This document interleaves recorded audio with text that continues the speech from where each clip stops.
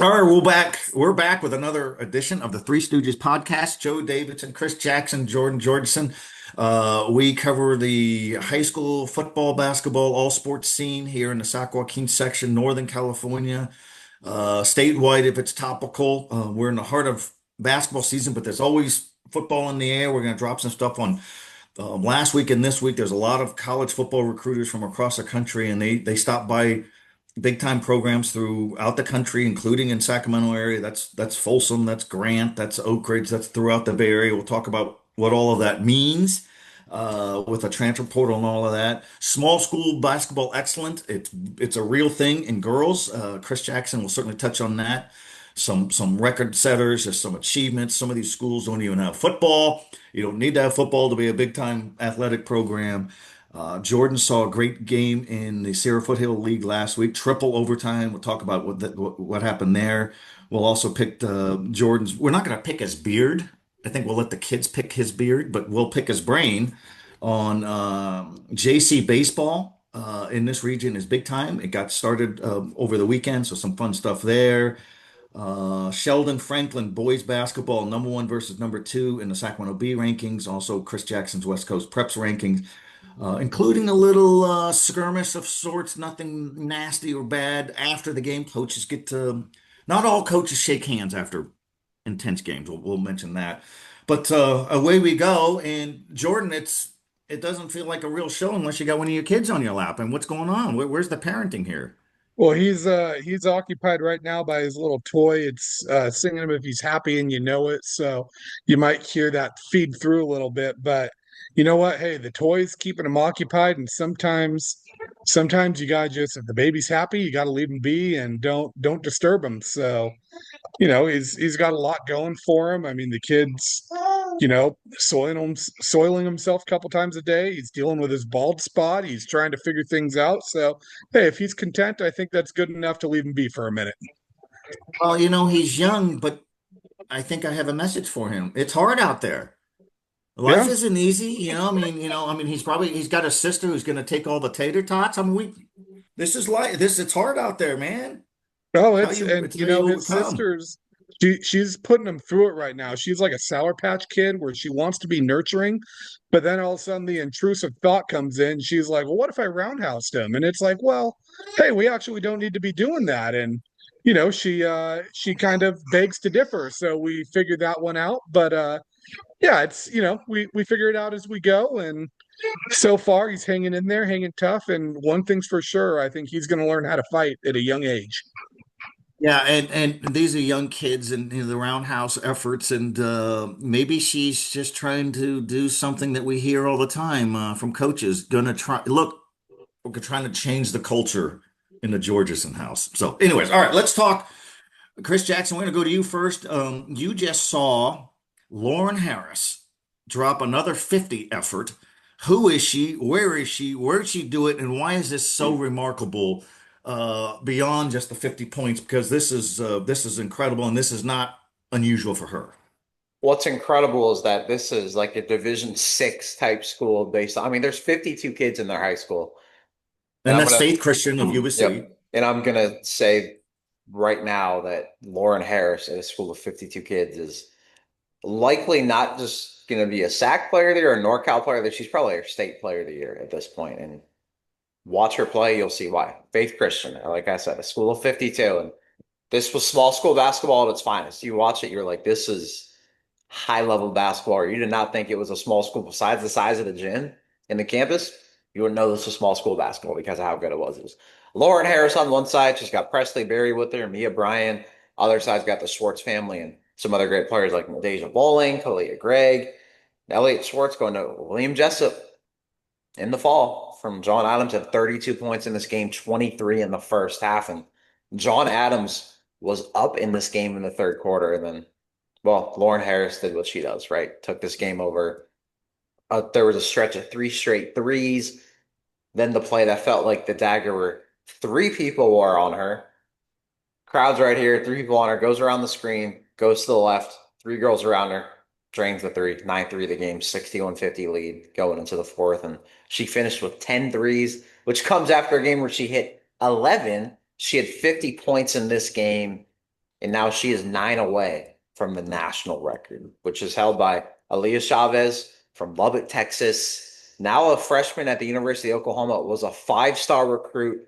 There is some discrepancy with it because, as Nick Pecoraro, Max Preps noted, there is a girl, Jada Newman, who has 852 at the high school level. But this was over a span of 10 years because in the state of Florida, the rules for it are different.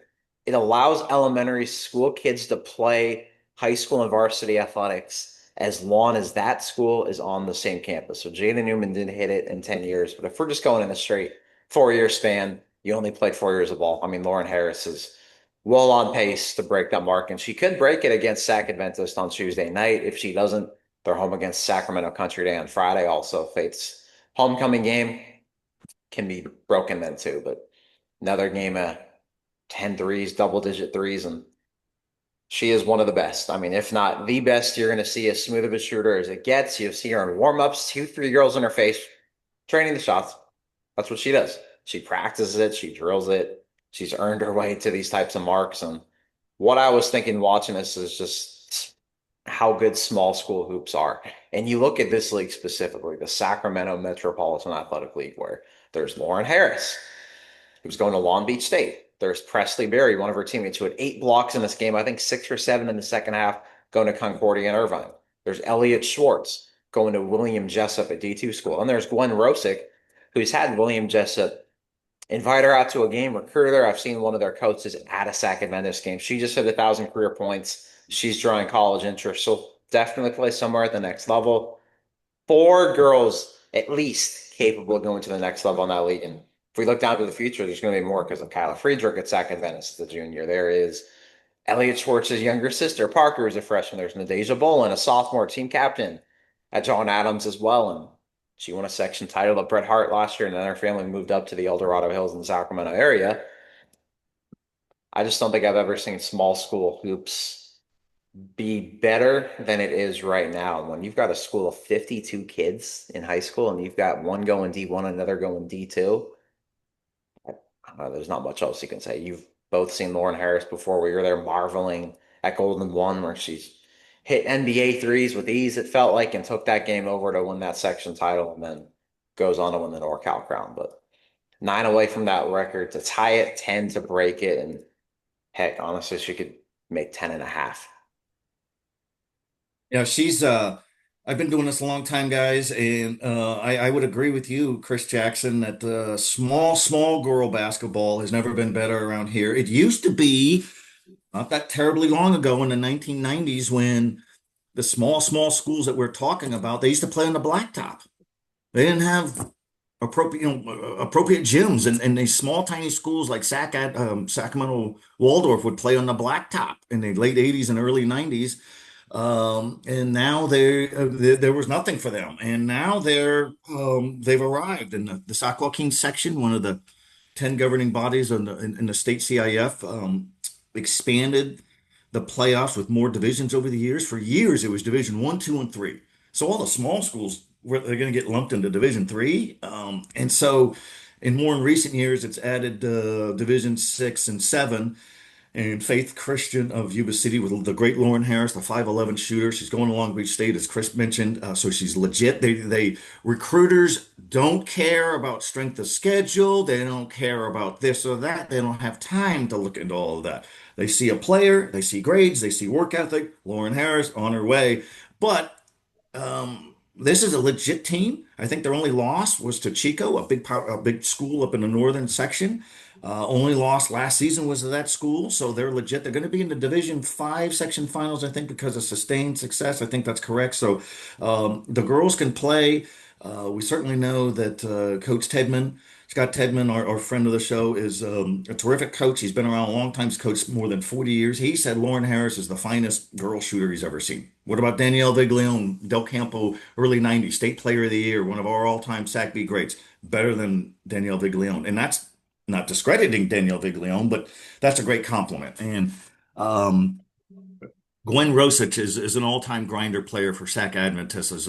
Dives on the floor, makes plays, makes passes, about to get 1,000 rebounds, just got the 1,000 career points, as Chris said. And Kyla Friedrich is only a junior, was feared to be lost for the season. with that horrible hip injury. She went down against Valley Christian Academy. I was there for the first half. I missed the injury, and Coach Tedman and was concerned it might be season ending, and then it wasn't.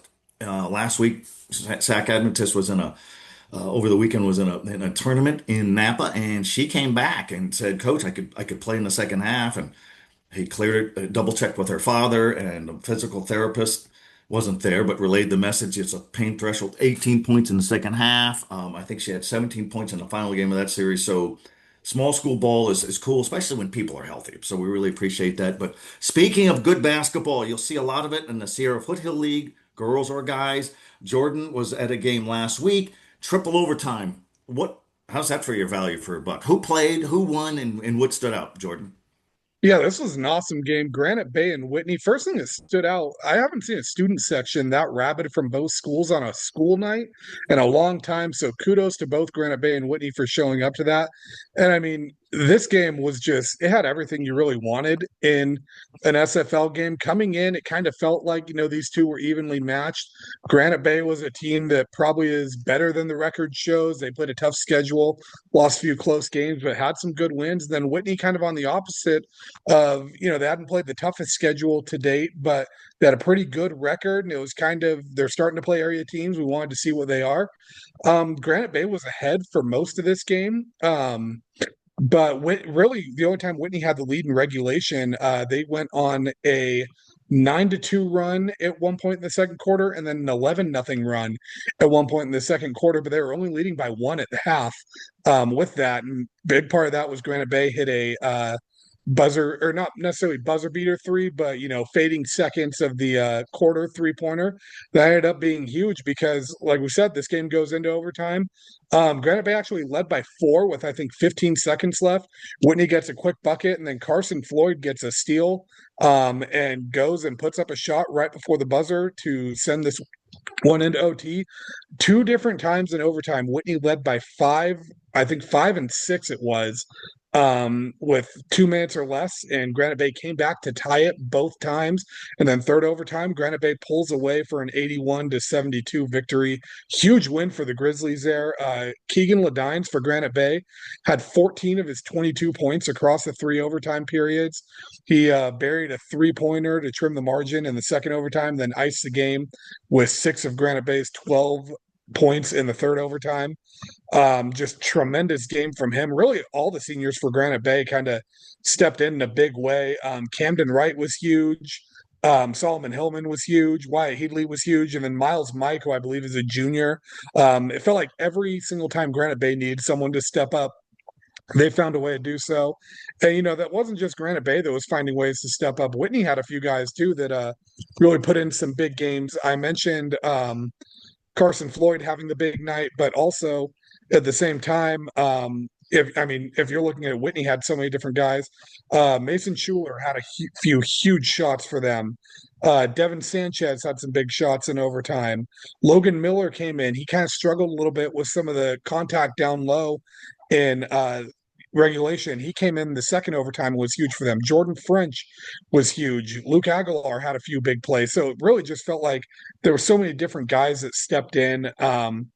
A great game to watch. And, the only gripe I had with that game was towards the end of the game, it kind of felt like the referees wanted to go home. So they were like, hey, we're gonna start calling a lot more fouls and send more guys to the line. And hey, Granite Bay made their free throws and you can't knock them. They called it even, but I think they saw no end in sight and they started thinking, we're not hourly here. We gotta get this game over with. And they cared about my deadline is how I like to think. Oh, that's good stuff. In the Sierra Foothill League, it's topped by the Folsom Bulldogs, 16-5 overall, 7-0 in league. Jesuit is 6-1 in league. Whitney 4-3 in league. Del Oro 3-4. Oak Ridge 3-4, all in league. That's misleading because these are taking, they're losing to some of these bruisers. It's a great league. The only team, Granite Bay, Rockland is competitive and dangerous. Davis is the only one that's really out of it. 4-17 overall, 0-7 in league. But we've all seen that they got a 14-game losing streak. That's the one team that nobody could afford to lose to. And it's high schools, and you never know what's going to happen. And I saw a great game last week. Franklin and Sheldon of the Oak Grove Unified, both 1 and 2 in our rankings with the Sacramento Bee and Chris Jackson with West Coast Preps. Sheldon won, Franklin 2. It was 39-35 after 3 quarters. And Baron Sabir, the 6'5" junior shooting whiz for Sheldon, had 41 points in the game the week before on 15 of 22 shooting, 8 of 11 from three-point land. Great efficiency. Starts this game, guys, 1 for 11.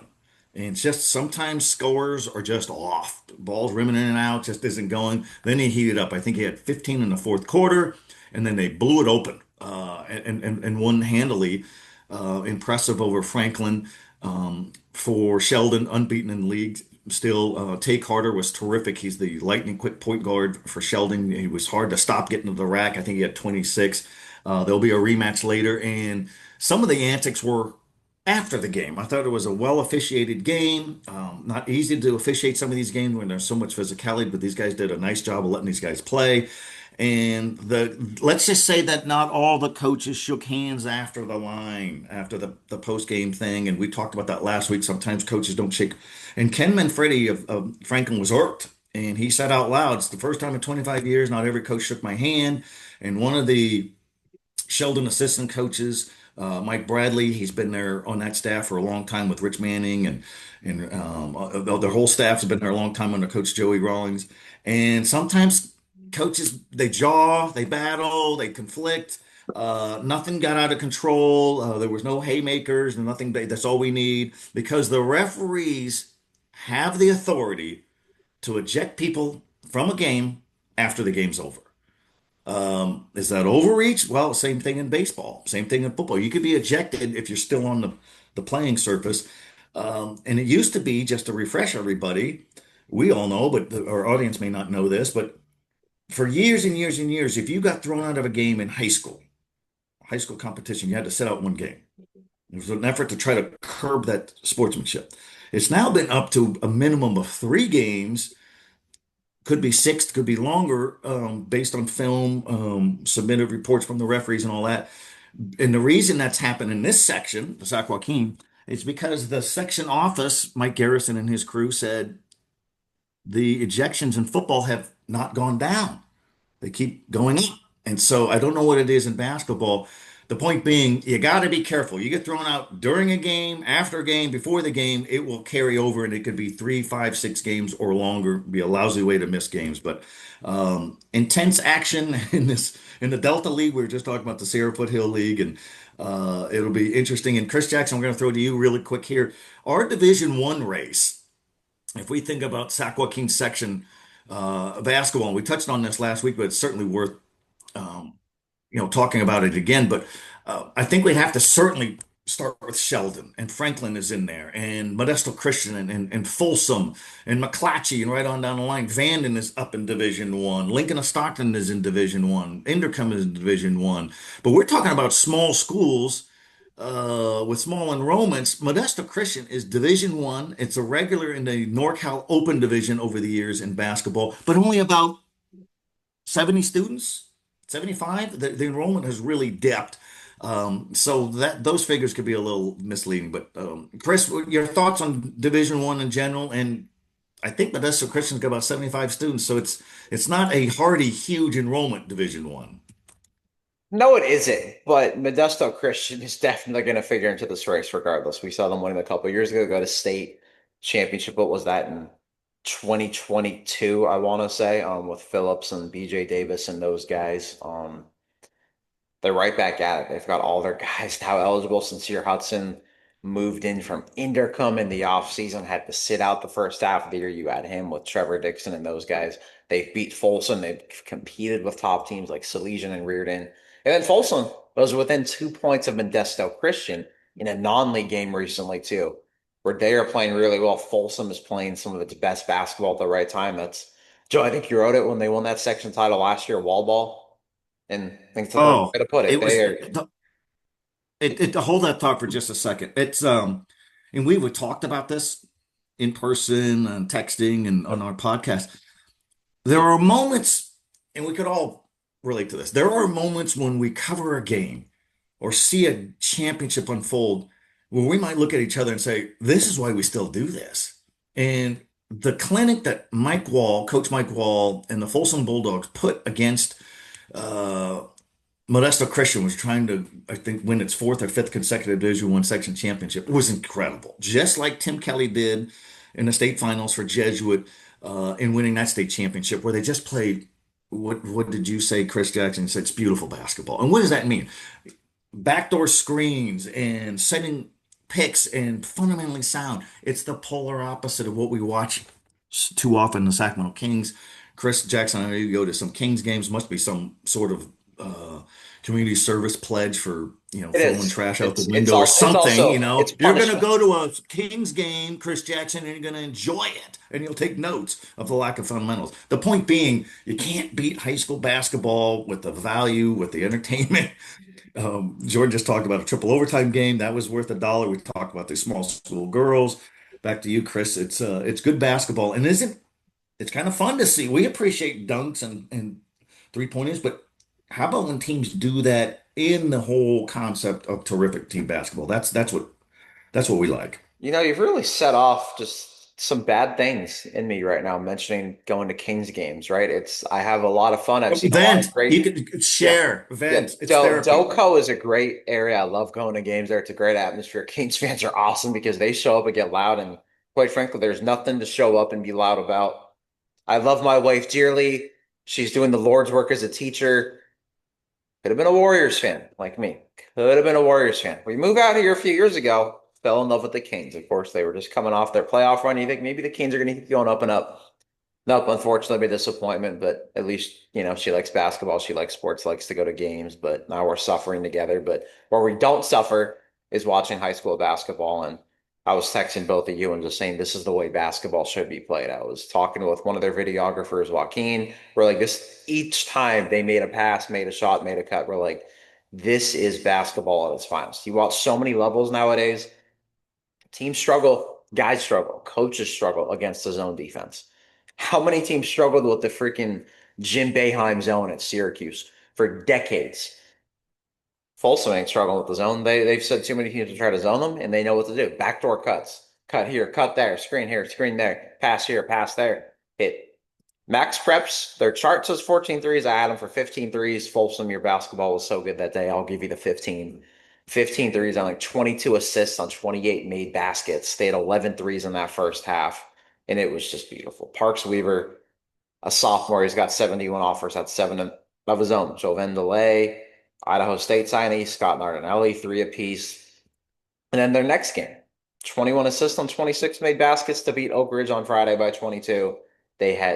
Their goal is 20 assists per game. The way they play this thing, the way they move this basketball, it's the way it should be. Everybody's involved, everybody's getting a touch, and they're taking the right shots. They're taking smart shots.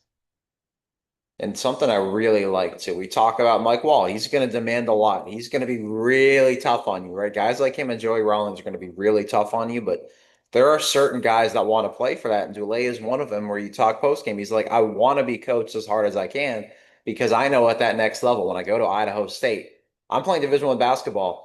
There's no patience for coaches anymore, right? Especially at the next level, at the Portland, everything else. You better win and you better win now. That means even higher standards, excellence need to be achieved immediately. That means coaches, somebody's probably got to be harder on you too. And Joey wants that. He loves being coached hard by Mike Wall. There's a lot of respect there. And Folsom paying those dividends. 7-0 in the SFL within 2 points to beat Modesto Christian. I believe they won their bracket of the Damien Classic, whichever tournament they went down there as well. So they are just, this is basketball at its absolute finest. Their amount of threes that they made against Jesuit was their most in quite some years. Some games the last few years they did not have charter than max prep, so I can't confirm whether it's the most since this day, that day. Some games had some high point totals. I would imagine maybe one of those had it where there was like a 16 3-day or another 15 3-day, but Folsom basketball, they're going to project into that D1 race. Wow. Joe, you hit the nail on the head. Vanden's really good. They've got freshmen of their own, but Michael Holloway is one of the best coaches out there. Indercombe, McClatchy, Enoch is 18-4 from the southern part of the section. Monterey Trail, yes, 10-10, but look who they've played, who they've lost to. Rodriguez is 15-7. There's Oak Ridge, there's Gregory. Granite Bay is much better than the record, it shows they played Franklin really tough earlier this year. Franklin, only their second loss of the year. They beat Monterey Trail. They beat some really good teams, and another squad that plays basketball the right way. And so is Sheldon. If Sheldon can get through a game where Baron Severe, Joe, you said hitting one of his first 11 shots and you still win, that goes to show you how tough that team is and how many different ways they can win a basketball game, and just how much does that speak to the Joey Rawlings era at Sheldon, where they've had some unbelievable players, elite guys that have gone on to the next level, signed pro contracts and all that, and to still overcome their guy, their MVP guy, maybe their athlete of the year type guy in the region, going one for his first 11. Then he really got hot late, but to overcome that and still win shows that any game you're going to play at Golden One or in those playoffs, Sheldon's got a dang good chance of still figuring out a way. It's such great coaching. Drew Hibbs of Wood Creek and Placer County is another stickler for details, demanding. He's the only coach in the area to ever win two state championships. Did once in the 90s and once in 2000 something, early 2000s, both at Foothill of Sacramento. Those guys are great coaches. Mike Wall, Joey Rawlings, Drew Hibbs, all these guys. And all right, let's do a fun little segment here. We did it a lot in football. We're going to do a team of the week. I'm going to go first as we follow up on the Folsom vibe here, and then we'll toss over to Jordan. But a girls team or a boys team, and what they did last week, what was interesting. I'm going to go with Folsom. We're carrying on the momentum of what Chris just said, but I saw them against Oak Ridge, and they just worked over Oak Ridge, their rival from up in El Dorado Hills. This is on Friday. Great student rooting section. And they're putting a clinic on all the assists, the 3-pointers, everybody moving the ball. Coach Wall called a timeout once, and they're up by 18, and he just chewed into some guy, missed a pick or screen or something, so he doesn't slow down. But then the crowd, late fourth quarter, started chanting the rooting section, put in John, John, put in John, and who's John? It's John Jacklin, 6'4" junior, Jaklin, Jacklin, and they put him in. The place erupts, the rooting section, and every time he got the ball, it erupted. And then he had a nice post move and dropped it in, place one nuts. So I'm talking to Coach Wall afterwards, and he said, I had no idea he had a cult following on campus. Kudos to the coach for feeling the fan vibe, get him in there. Everybody had a great time. Everybody's bouncing about it afterwards. And I ran into John, and he said, this is something I'll remember for the rest of my life. I appreciate my classmates, and it was just great to be there. And he mentioned his father. His father died a few years ago, and he thought of his father. So a moment he won't forget. That constitutes Team of the Week honors unofficially for the Three Stooges podcast. That's who I got. Jordan, give us a Team of the Week. I'm going to go with the Del Oro boys basketball team. They had a rocky start to SFL play. They're coming into SFL play off the Kendall loss to Placer in a game they had the lead for most of the game. Then they lose to Jesuit, lose to Whitney, lose to Rockland, lose to Folsom.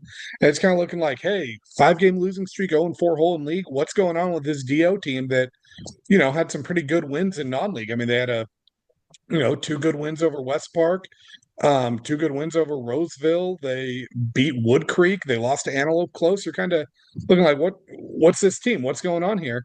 And they came in last week and made a statement. I mean, double-digit win over Davis, 71-48, 71-49 win over Oak Ridge, and then 85-60 over Granite Bay on Friday night.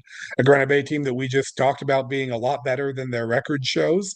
And I mean, this Del Oro team, I think, just kind of showed that, hey, we're not going anywhere. All of a sudden, 3-4 in the SFL, sitting in fourth place, going into round 2, where Jesuit is a beast, but I mean, Whitney's certainly a winnable game. Rockland's certainly a winnable game in the second go around.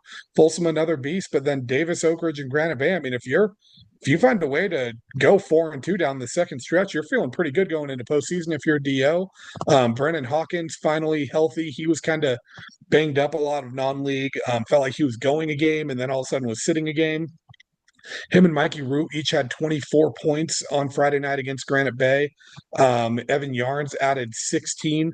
They had three different players with 7 rebounds. So if they were at the casino, they won the jackpot right there. Gavin Wood, Brendan Hawkins, and Kian Mula, the freshman. Chris, you've seen him. Joe, I don't know if you've gotten to see him yet, but he's one of the most dynamic freshmen in the area. One of those kids, too, that you watch play. And I think the scariest part about him is it looks like he has room to grow.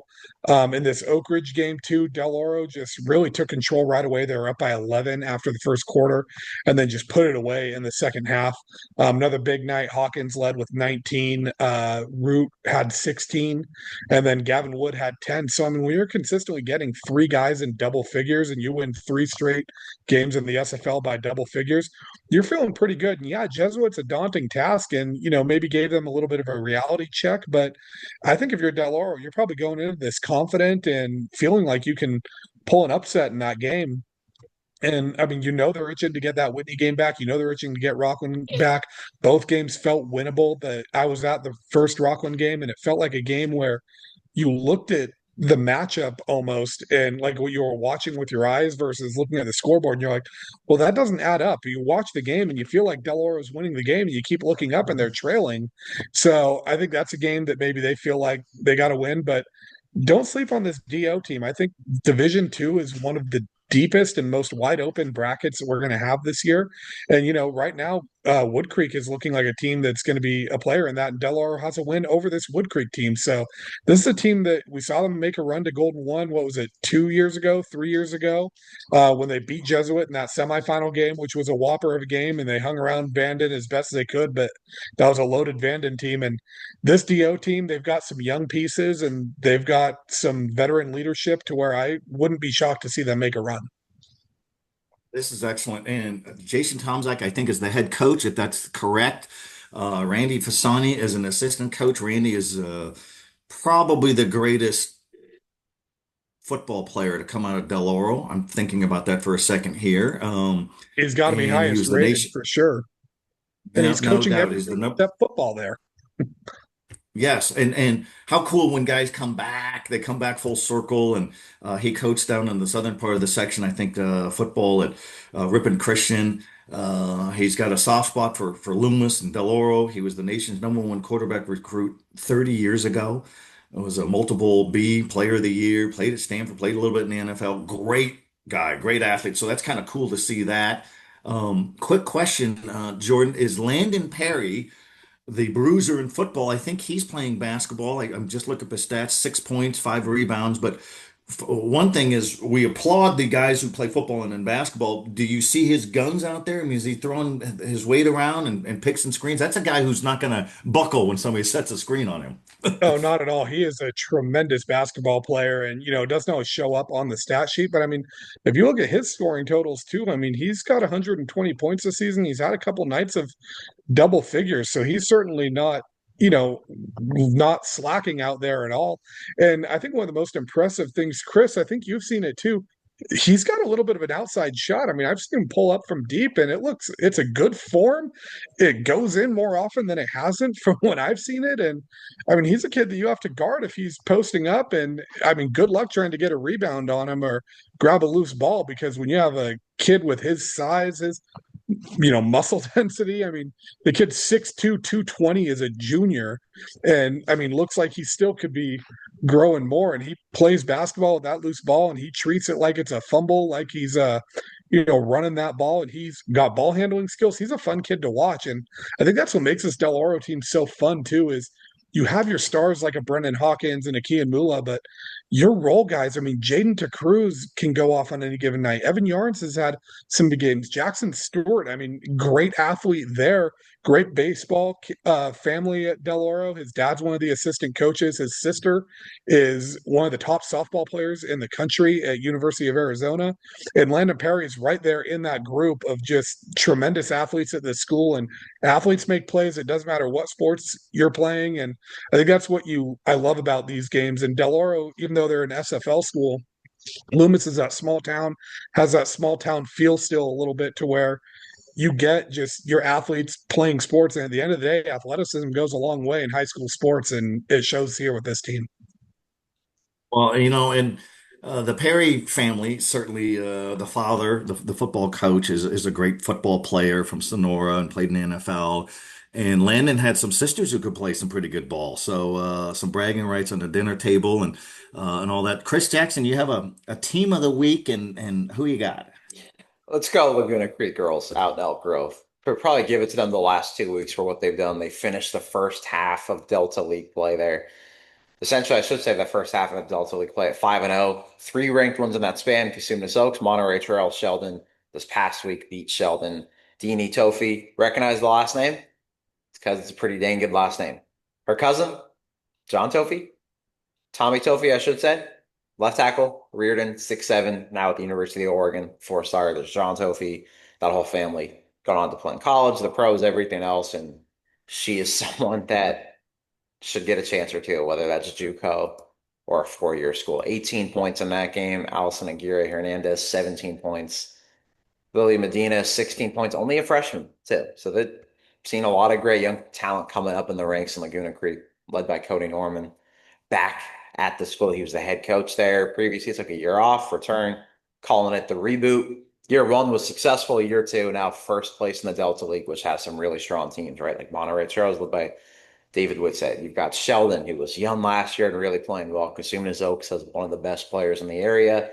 Caitlin Subajano, great freshman, another top senior, Sophia Mendenhall, and head coach Paul Powner. And heck, what Laguna Creek's doing is awesome. They're playing some of their best basketball now, and January 26th is where we're at. And they're on pace. They're on a path right now to be the top team in the Delta League. Obviously, they're only going to focus on one game at a time. But what they've done shows that Laguna Creek is a team of the week and going to have some players probably going all Metro, all Sacramento, and Cody Norman's a coach that should definitely be on that watch list of coach of the year. Well, and Cody Norman, an excellent coach who had Laguna Creek rolling girls for a few years, and he stepped down. Coaches stepped down to catch their breath. People say it's only high school. How serious is it? Well, in their world, it's the biggest thing. But we always applaud the guys who come back, and so kudos to them. It's a great league. Let's talk just a moment of football here. Michael Wortham is out of Center High School in the Sacramento area, played JUCO ball at Sierra College in Placer County. Just had a fantastic senior season at the University of Montana, one of the blue bloods in FCS. He is in tomorrow night's East-West Shrine game. This is for seniors. It's been around for decades. It's a great cause for the Shriners Hospital. And he's on the NFL radar. He's transitioned to receiver since his Montana days. And when he came to Sac State for a game when Montana came down and played, he was dazzling. He could take handoffs, he could take deep balls. He's on special teams, and so that's kind of cool there. And we have Super Bowl 60 coming up at Levi Stadium at in Santa Clara, and Martu Mapu, third round draft pick of the New England Patriots under Bill Belichick, who's now trying to figure out where his girlfriend is or something. I don't know. He's just out bouncing around. Do your job, focus. But Marte Mapo is from Southern California, was an all-conference star at Sacramento State, terrific young man. He did not play in the AFC Championship game yesterday. He's got a tender hip. It's questionable. Aren't we all questionable? I mean, what are there? There's probable, doubtful, questionable. I think Jordan's probable. I think Chris is always questionable. We're all doubtful. But anyways, he may play in the Super Bowl. He's the only guy I think that we have found that he was going to be in that game. So Lan Larison, UC Davis All-American running back, is employed by the New England Patriots, but he is on the injured list with an injury, so he's been out all season, taking on the Seattle Seahawks. There's only one guy of local note for the Seattle Seahawks. I did a little story on that last week, and it's the wide receivers coach named Prince, and his father was a receivers coach at Sacramento State, and so was the son a few years ago. You work hard enough, you could find some kind of local tie, but let's segue maybe our last segment here. Junior college baseball is a big deal in Sacramento. It's a big deal in Placer County, high schools, little league, you see all that. And it just feeds right into the high schools, feeds right into the junior college ranks. Not everybody could play at the Division I levels. And a lot of times, Jordan, they come back, the bounce backs, they come to the JCs. You were in Placer County last week. You saw Sierra College have an opener against Casuma's River College of the Los Rios Community College District. It was at a unique venue that is really cool. Where was it? Why was it cool? And how many names do we have of JC studs that we recognize from the high school ranks who are at Division One? Yeah, it was Sierra College had their season opener against Casumas River College, and it was tremendous game one when you get two Big Eight opponents going up against each other. Even though this one was technically non-league, it's always going to be fun because these two have a lot of history together. I think Casumas took 2 out of 3 from Sierra last year, but the Sierra team made a run to the Final Four. Both teams reloaded, and I mean, Sierra right now, if you look at this team, they played this game. Well, I guess first I'll start. They played this game at McBean Stadium in Lincoln. Joe, Chris, you both checked out games there. Awesome venue, home of the Lincoln Potters.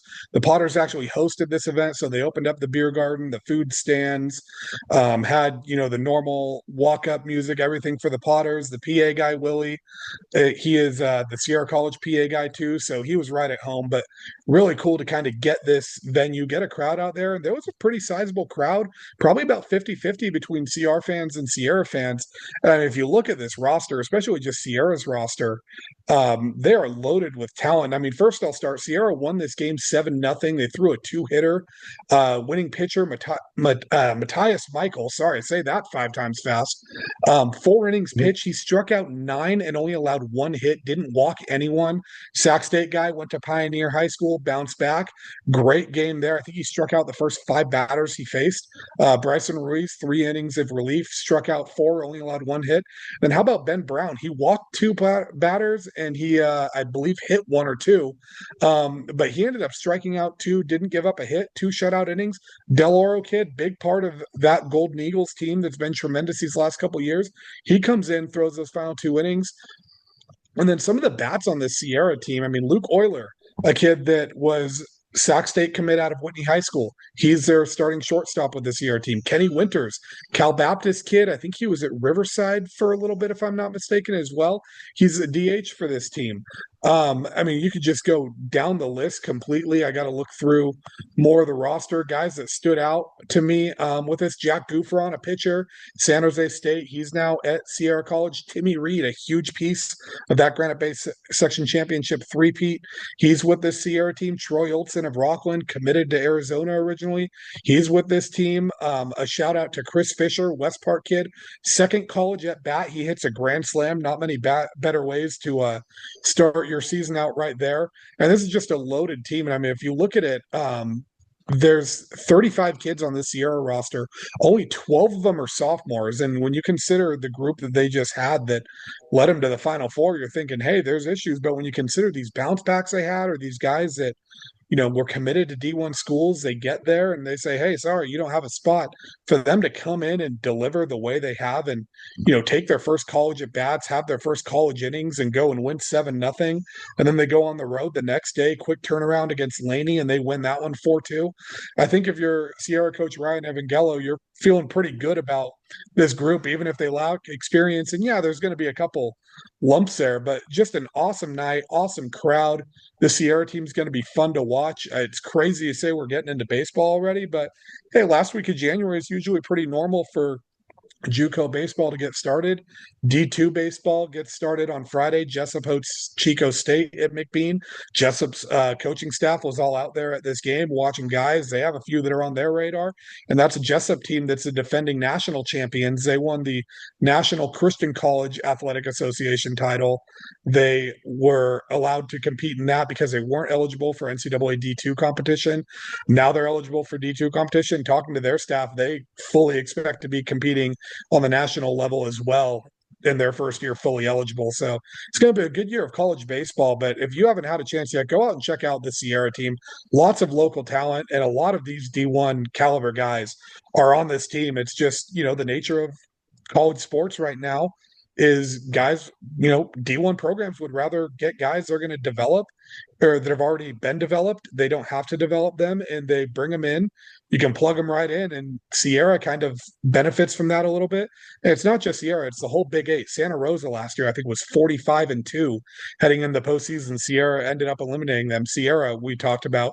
Cosumnes River, great program. Sac City, great program. I know they got a big pitching arm from last season in this area as well. I think it was Panaloglo from Rockland. They've sent guys to the big leagues. Nick Mears on the Brewers right now. I went to school with that kid. I grew up with him. Went to Sac City, played independent baseball, and now is on, I think, his third or fourth year in the major leagues. So there's a path, and JUCO baseball is awesome. And if you have a chance, go out and check these teams out. No, it's well done. And how cool for McBean Park in Lincoln. Great little town, and the Potters are fun baseball during the summer. Have more night games. We don't have enough night games in junior college baseball because too many coaches overthink it and they don't want it to be an advantage for the team that has the lights. Not all of them have lights apparently. Just show off your product. Otherwise, the games are at 2:30 in the afternoon. Not everybody gets to see it, but we're going to sign off here. I think next week we will wheel in some more football recruiting. Who's getting more offers? Chris has always got a good pulse on that. This week and last week, and I think next week is when all the college football recruiters mine the whole country and navigating the transfer portal and all that. We could go another 30 minutes on that topic. But anyways, get out there, check out a basketball game, small school girls basketball. We applaud it. We applaud the teams that share the ball and do it the right way. We applaud the multi-sporters. I appreciate you guys for Joe Davidson, Chris Jackson, Jordan Georgeson. We are the Three Stooges. We will see you guys next week.